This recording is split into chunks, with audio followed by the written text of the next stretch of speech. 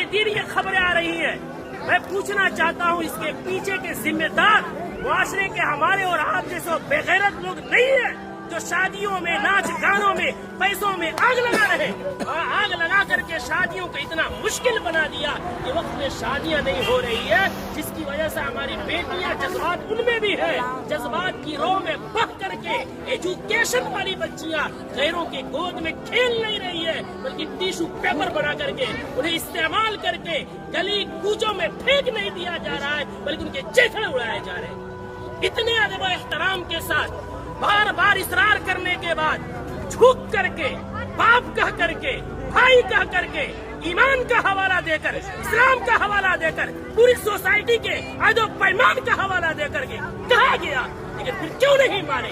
जुर्रत की बात है, हिम्मत की बात है। आखिर वो हिम्मत आई कहाँ से कि पूरा मुआशरा बाइकाट कर रहा है, आप नाच ला रहे हैं, चौक पे नचा रहे हैं, पूरा बस्ती इस गुनाह से बचना चाहता है। खुदा का खौफ खाए हम लोग, कल क़यामत में क्या मुंह दिखाएंगे?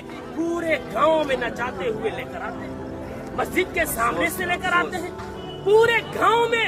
ये क्या है? इसको जिद नहीं कहते हैं तो और क्या कहते हैं? इसको हकधर्मी नहीं कहते हैं तो क्या कहते हैं?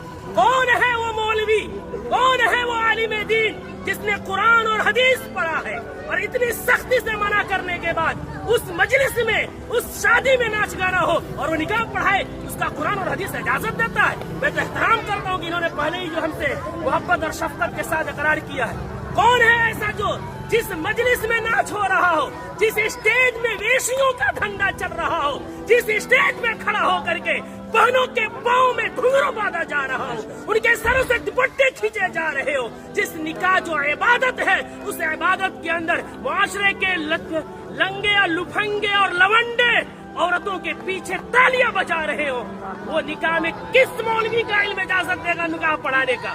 कौन सी कुरान इजाजत देगी? कौन सी हदीस इजाजत देगी? यहाँ सब कलिमा पढ़ने वाले हैं। हम मरेंगे, रब के सामने हाजिर होंगे। दुनिया की बात छोड़े, हमें ये खौफ क्यों नहीं आता कि निकाह एक इबादत है, नमाज भी इबादत है।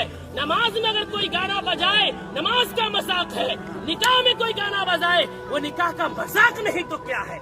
जो मौलवी कुरान की आयत पढ़ेंगे उनका मजाक नहीं तो क्या है? हदीस पढ़ेंगे उनको पैरों की ठोकरों में रखना नहीं है तो क्या है?